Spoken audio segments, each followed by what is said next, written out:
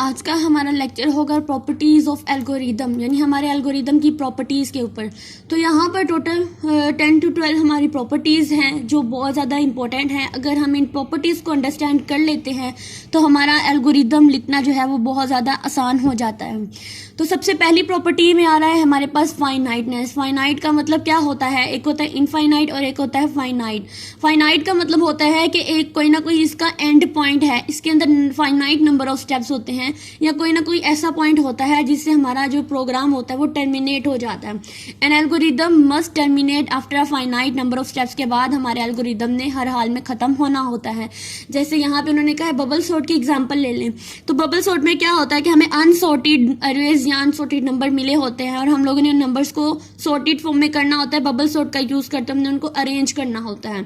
अब जब तक वो अरेंज नहीं हो जाते, पूरे के पूरे वो अरेज कह लें या पूरे के पूरे आप लोगों के पास वो नंबर्स अरेंजमेंट में नहीं आ जाते, तब तक हमारा क्या होता है कि वो चलता रहता है, वो प्रोसेस कंटिन्यू रहता है जब तक पूरे के पूरे एलिमेंट्स जो होते हैं वो करेक्ट पोजीशन में नहीं आ जाते। लेकिन एक पॉइंट ऐसा आता है जहां पर वो सारे के सारे सॉर्टेड हो जाते हैं, तो तब वहां पर आकर हमारे एल्गोरिदम्स का या हमारे प्रोग्राम का एंड हो जाता है। तो इसको हम बोलते हैं फाइनाइटनेस। ठीक है, उसके बाद सेकंड पे है डिफाइनेट्स।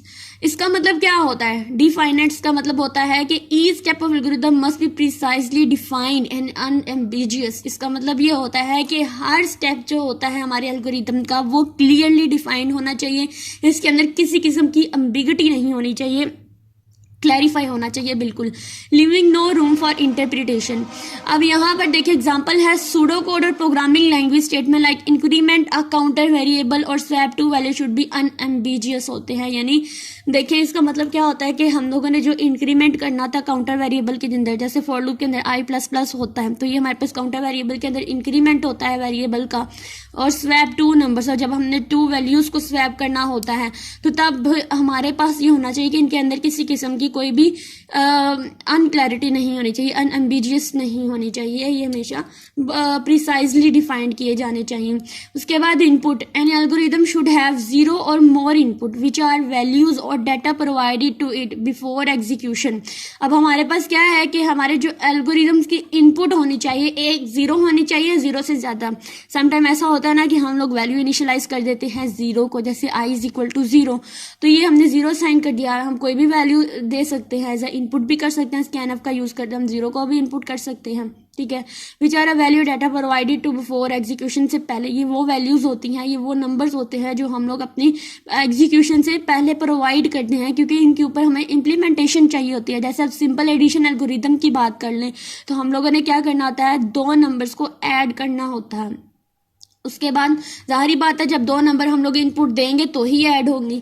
उसके बाद आउटपुट आ जाता है। अब जब हम लोग इनपुट देते हैं उसके ऊपर कोई ना कोई हमारी प्रोसेसिंग चल रही होती है, एग्जीक्यूशन हो रही होती है, तो एग्जीक्यूशन होने के बाद जो हमें रिजल्ट मिलता है उसको हम क्या बोलते हैं? उसको हम बोलते हैं आउटपुट। ठीक है, जैसे मल्टीप्लिकेशन एल्गोरिदम्स में हमने 2 नंबर इनपुट होने के लिए दिए और फिर हमने उस पर लॉजिक लगा दी कि ये मुझे इनका प्रोडक्ट निकाल के दो, इनको मल्टीप्लाई करा के दो, तो फिर वो मुझे 2 नंबर्स के ऊपर प्रोडक्ट अप्लाई करके देता है और फिर मेरी आउटपुट में 2 नंबर्स का प्रोडक्ट आ जाता है। फिर आ जाते हैं effectiveness. An algorithm should solve a specific problem और perform a particular task effectively. It should produce the correct result for its valid input. इसका मतलब क्या होता है कि हमने जो भी इनपुट्स दी होती हैं, जो वैलिड इनपुट्स होती हैं, उनके लिए वो करेक्ट रिजल्ट प्रोड्यूस करता है, उसकी आउटपुट जो होती है वो करेक्टली होती है। ठीक है, और ये जो एल्गोरिदम्स होने चाहिए इनके जो स्पेसिफिक प्रॉब्लम्स को सॉल्व करते हैं जो कि हमारे एल्गोरिदम, तो इनके जो टास्क परफॉर्म कर रहे होते हैं वो इफेक्टिवली होने चाहिए। जैसे आप प्राइम नंबर की बात करें, यहाँ पर एग्जांपल है, a prime number checking algorithm should accurately determine whether a given number is prime और नॉट। ठीक है, यानी प्राइम नंबर के लिए मोस्टली जो हम लोग एल्गोरिदम लगाते हैं वो यही लगाते हैं कि क्या ये नंबर प्राइम है या नहीं। इस नंबर जैसे इफ कंडीशंस लगा देते हैं इसके अंदर कि इफ अगर मेरा नंबर जो है अगर ये होगा तो ये प्राइम नंबर होगा, अगर नहीं तो ये प्राइम नंबर नहीं है। इस तरह की जो हमारे प्रोग्राम्स होते हैं वो एक्यूरेटली डिटरमाइन किए जाने, एक्यूरेटली हमने लिखना चाहिए एल्गोरिदम के अंदर, ताकि हमारा जो पर्टिकुलर टास्क है वो इफेक्टिवली परफॉर्म हो। उसके बाद आ जाता है डिटर्मिनिज्म। इसका मतलब होता है कि एल्गोरिदम का जो हर स्टेप होता है वो should be entirely determined by the inputs and its current state ensuring repeatedly।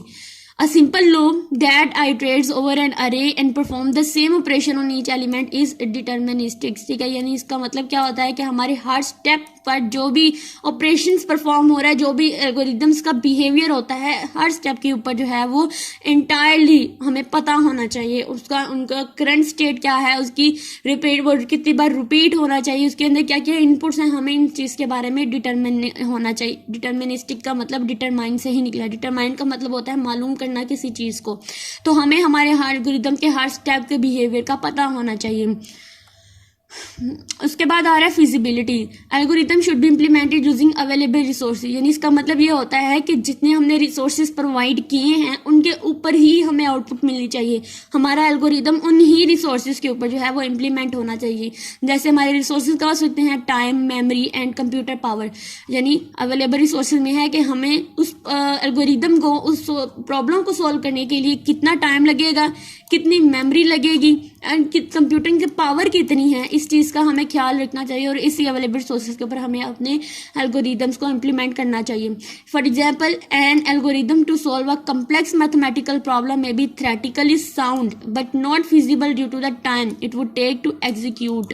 यानी इसका मतलब ये होता है कि जो हम कम्प्लेक्स मैथमेटिकल प्रॉब्लम जो है वो थ्योरेटिकली हम सॉल्व कर सकते हैं, लेकिन हमें फिजिबल इसका जो टाइम होता है जो एग्जीक्यूट होने में लेता है, हो सकता है कि वो फिजिबल ना हो। ठीक है, समटाइम ऐसा होता है कि हमारे सॉफ्टवेयर में प्रॉब्लम आ जाती है कि वो ज़्यादा टाइम लेता है एग्जीक्यूशन में।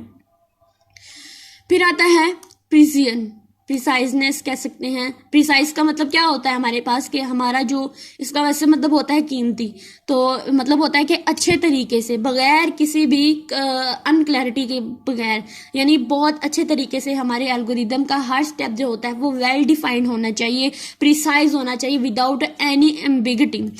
For example, in search algorithm, searching algorithm के अंदर जो है वो एक ऐसा पॉइंट होना चाहिए, एक ऐसा एलिमेंट होना चाहिए जो हमारे वो सर्चिंग को टर्मिनेट करता है।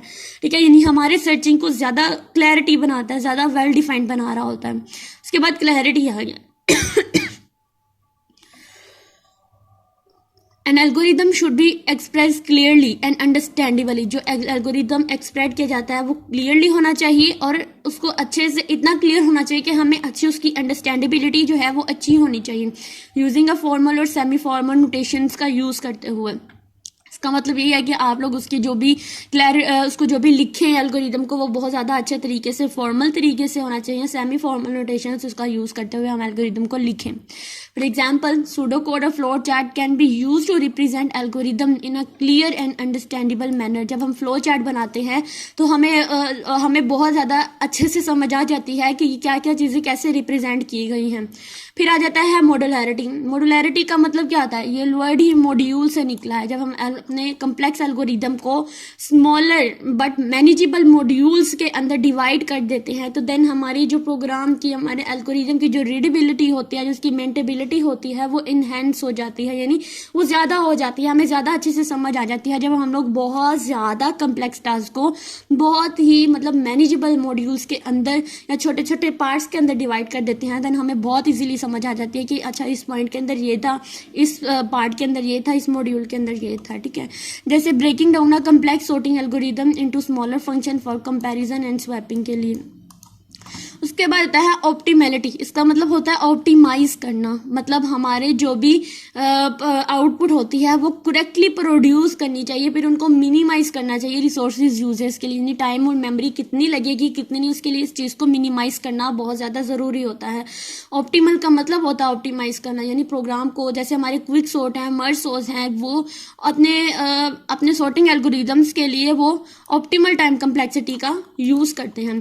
फिर जेनरलिटी आ जाती है। इसका मतलब क्या होता है कि हम लोग जो है हम अपने एल्गोरिदम को सिर्फ एक छोटे से ऑब्जेक्ट के लिए या स्पेसिफिक इंस्टेंसेस के लिए नहीं बनाते, बल्कि ये एक ब्रॉड क्लास या वाइड क्लास प्रॉब्लम को सॉल्व करने के लिए डिजाइन किया जा सकता है। The binary search algorithm can be used to find element in array sorted list, not just one particular task. यानी इसका मतलब बाइनरी सर्च एल्गोरिदम के अंदर हमारे जो एलिमेंट है वो सॉर्टेड लिस्ट के अंदर होने चाहिए, सिर्फ किसी एक पार्टिकुलर के लिए, बल्कि पूरे के पूरे प्रोग्राम के लिए हम एल्गोरिदम बनाते हैं। Above properties show that algorithm is well structured, efficient and reliable for solving। Hope है आप लोगों को ये सारी प्रॉपर्टीज बहुत अच्छे से समझ आई होंगी, क्योंकि मैंने हर पॉइंट को बहुत अच्छे से एक्सप्लेन किया है।